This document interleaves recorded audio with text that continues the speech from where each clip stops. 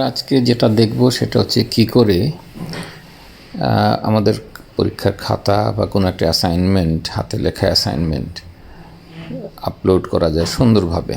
আমরা অনেকেই খাতা আপলোড করতে চাই, ছবি তুলে আপলোড করার একটা চেষ্টা থাকে। সবসময় যে সেটা ভালো হয় তা না। সো আমি দেখাবো কিভাবে সুন্দর করে কাজটা করা যায়। কাজটা করার জন্য যেটা করতে হবে, আমাকে যেতে হবে আমার অ্যাপসে। সবচেয়ে সহজ এবং খুব ক্যাপ হচ্ছে সিএস, এটা হচ্ছে ক্যাম স্ক্যানার। এই অ্যাপটা যদি আমি অন করি তাহলে অনেক জিনিস দেখা যাচ্ছে।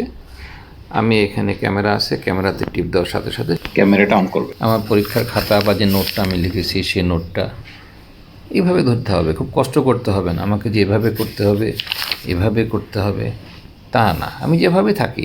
আমি দেখাচ্ছি দুটো, যেমন আমি এটা দেখাচ্ছি। আমি যখন এটাকে ক্লিক করছি, নিচের দেখে অনেকগুলো চয়েস আছে, ইম্পোর্ট ফাইল অথবা ইম্পোর্ট মাল্টিপল। আমার এখন মাল্টিপল অন করা আছে, আমি অফ করে দিলাম। এক্ষেত্রে শুধু একটাই হবে। আমি যদি মাল্টিপল করতাম তাহলে কী হতো, সে মাল্টিপল অন করতো। তো আমি দেখাচ্ছি, মাল্টিপল দিয়েই দেখাচ্ছি।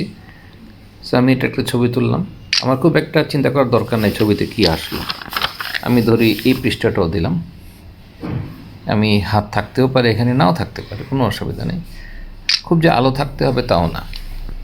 সো এটা হওয়ার পরে আমি দুটো পেজ নিলাম, আমি ক্লিক করলাম। সে আমাকে স্ক্যান করা পেজ দেখাচ্ছে, একটা স্ট্যান্ডার্ড ফরম্যাটে সে দেখিয়ে ফেলছে। আমি দেখতে পাচ্ছি সে বুঝে ফেলছে কোনটা আমার পেজ। অর্থাৎ আশেপাশের যে জায়গাগুলো ছিল ছবিতে তা কিছুই নাই। আশেপাশে কী ছিল, সে অনেক কিছু ছিল। এই যে যেমন আমার মূল ছবিটা এরকম ছিল দেখতে, কিন্তু এই মূল ছবিটা আমি যখন প্রসেস করছি অটোমেটিক সে করছে, আমাকে কিছু করতে হচ্ছে না, আমি সেভাবে করছি। আমি যদি মনে করতাম, আমি এক্সাম্পল দিচ্ছি, এখানে এসে আমার মনে ছিল, এখানে এসে আমি দেখাচ্ছি যে আমার মনে ছিল প্রথম অংশটা আমি করব না, তাহলে আমি কী করতাম, আমি প্রথম অংশ ছোটো করে দিতাম। এটাকে আঁকা বাঁকা করেও করা যেতে পারতো যে আমি এইভাবে করব। সো আমি যেভাবে সেট করতে চাই সেভাবে এখানে এটাকে আমি ছোটো করতে পারতাম। এভাবে করলাম, করে আমি ক্লিক করলাম, সেই অংশটাই নেবে। তখন কী হবে, ছবিটা খুব সুন্দরভাবে হবে। অনেকগুলো চয়েস আছে, আবারও দেখাচ্ছি। এই যে ক্রপ, এখানে গেলে অনেকগুলো চয়েস সে তৈরি করে দিচ্ছে। তো আমি যখন এখানে ক্লিক করছি, আমি ক্লিক করার পরে আমি এখানে চলে যাচ্ছি, প্রসেস করে ফেললাম।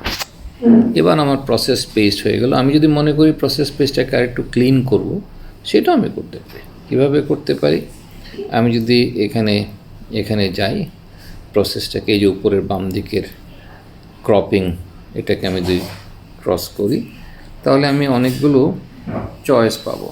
চয়েসগুলোকে আমি দেখাচ্ছি। এটা হলো এই যে এখানে কয়েকটা, একটা হচ্ছে অরিজিনাল, একটা হচ্ছে লাইট করা, একটা হচ্ছে ম্যাজিক কালার।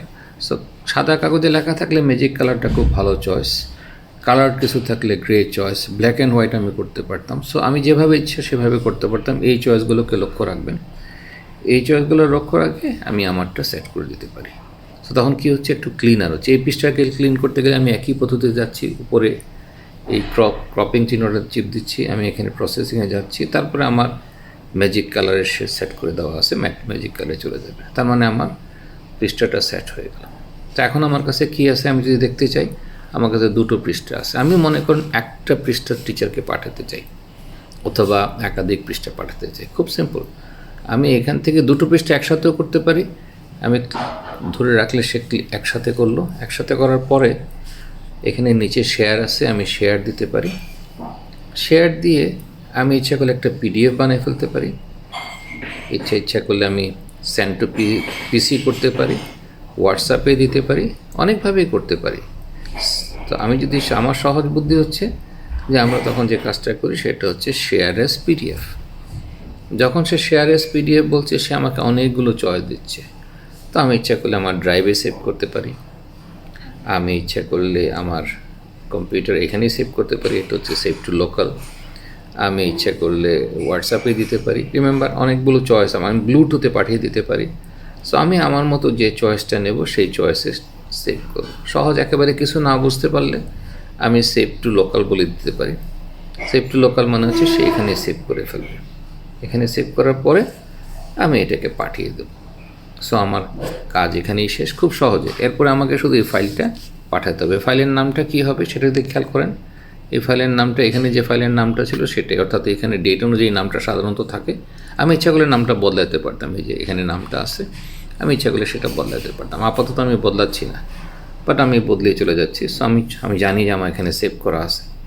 দেখি আমরা কোথায় সেভ করতে পারি। ফাইলস বলে একটা অ্যাপ আছে, সেখানে যদি আমি চাই সেখানে আমরা দেখতে পারি কোথায় ফাইলটা আছে।